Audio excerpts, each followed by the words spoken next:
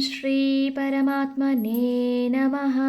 अथ 12ोऽध्यायः भक्तियोगः। अर्जुन उवाच एवं सततयुक्ता ये भक्तास्त्वां पर्युपासते ये चाप्यक्षरमव्यक्तं तेषां के योगवित्तमाः। श्रीभगवानुवाच मय्यावेश्य मनो ये मां नित्ययुक्ता उपासते श्रद्धया परयोपेताः ते मे युक्ततमा मताः।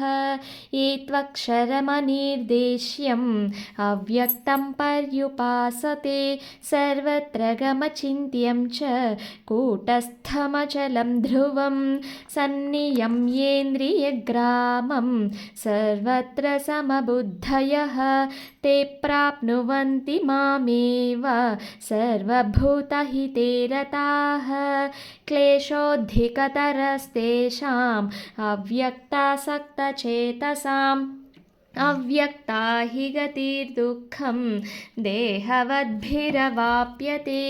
ये तु सर्वाणि कर्माणि मयि सन्न्यस्य मत्पराः अनन्येनैव योगेन मां ध्यायन्त उपासते तेषामहं समुद्धर्ता मृत्युसंसारसागरात् भवामि न चिरात् पार्थ मय्यावेशितचेतसाम् मय्येव मन आधत्स्व मयि बुद्धिं निवेशय निवसिष्यसि मय्येव अत ऊर्ध्वं न संशयः। अथ चित्तं समाधातुं न शक्नोषि मयि स्थिरम् अभ्यासयोगेन ततः मामिच्छाप्तुं धनञ्जय अभ्यासेऽप्यसमर्थोऽसि मत्कर्म परमो भव मदर्थमपि कर्माणि कुर्वन् सिद्धिमवाप्स्यसि अथैतदप्यशक्तोऽसि कर्तुं मद्योगमाश्रितः। सर्वकर्मफलत्यागं ततः कुरु यतात्मवान् श्रेयो हि ज्ञानमभ्यासात् ज्ञानात् ध्यानं विशिष्यते ध्यानात् कर्मफलत्यागः त्यागात् शान्तिरनन्तरम् अद्वेष्टा सर्वभूतानां मैत्रः करुण एव च निर्ममो निरहङ्कारः समदुःखसुखः क्षमी सन्तुष्टः सततं योगी यतात्मा दृढनिश्चयः मय्यर्पितमनो बुद्धिः यो मद्भक्तः स मे प्रियः।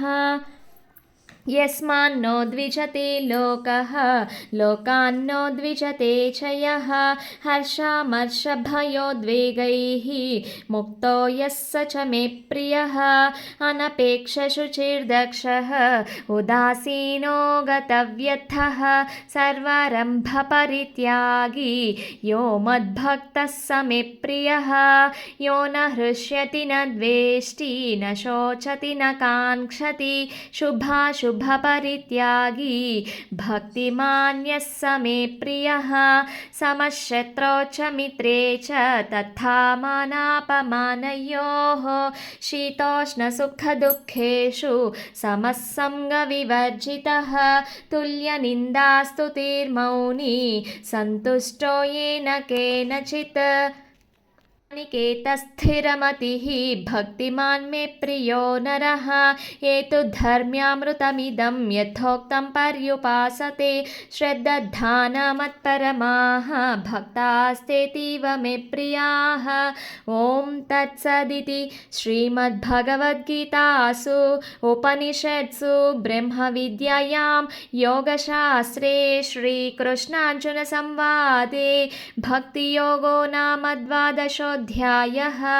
सर्वधर्मान् परित्यज्य मामेकं शरणं व्रज अहं त्वा सर्वपापेभ्यः मोक्षयिष्यामि मा शुचः।